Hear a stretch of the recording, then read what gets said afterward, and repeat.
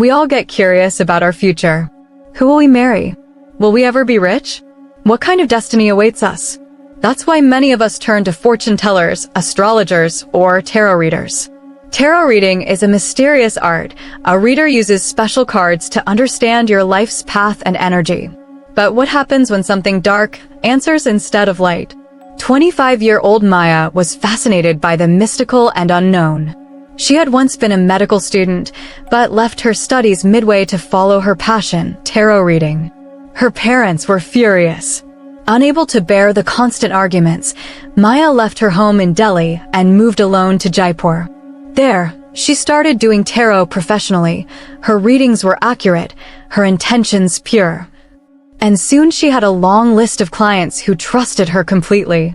But everything changed the day her younger sister Lily came to visit. The sisters hadn't met in months. Maya was overjoyed until Lily's expression turned serious. She said their father was critically ill, and the doctors didn't think he had much time left. Tears filled Maya's eyes. Lily insisted she come home to be with their father in his final days. Maya agreed. They decided to leave the next morning.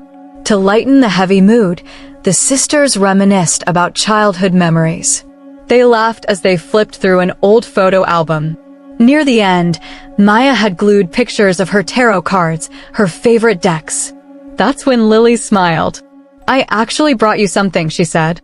From her bag, she pulled out a new tarot deck, dark red and gold, beautifully crafted. But the moment Maya held the cards, a strange, cold sensation ran through her hands. Something about the deck felt wrong.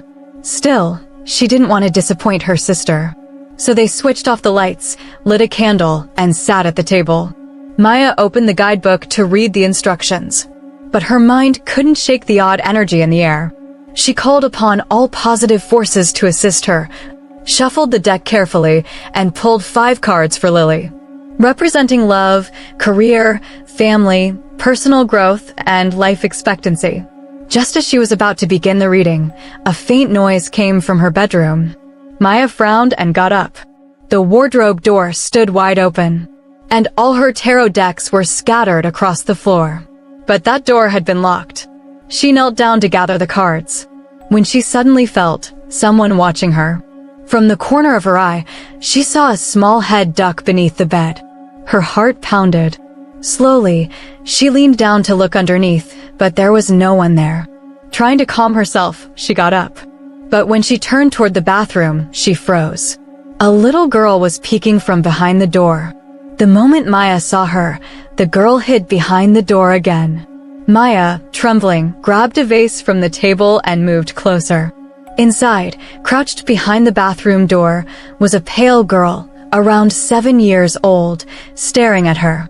Something about the child felt familiar, but Maya couldn't remember where she'd seen her before. She asked gently, "Who are you? How did you get in here?" The girl didn't reply. Instead, she hugged Maya tightly and began to sob. Maya felt her fear melt into pity. She thought the child must be lost or scared, so she lifted her up in her arms. But as she turned toward the mirror, her blood ran cold. The girl's reflection was missing. Maya gasped and stumbled backward. Her leg hit a bucket, and she crashed to the floor. Hearing the noise, Lily ran into the room. She helped Maya up and brought her back to the table. Maya explained everything, shaking. Lily listened, then tried to comfort her. "It's okay. Maybe it was just your imagination." After a while, Lily smiled nervously. "Come on," she said. "We didn't even finish my tarot reading." But Maya was still trembling. Before she could answer, her phone rang. It was their mother.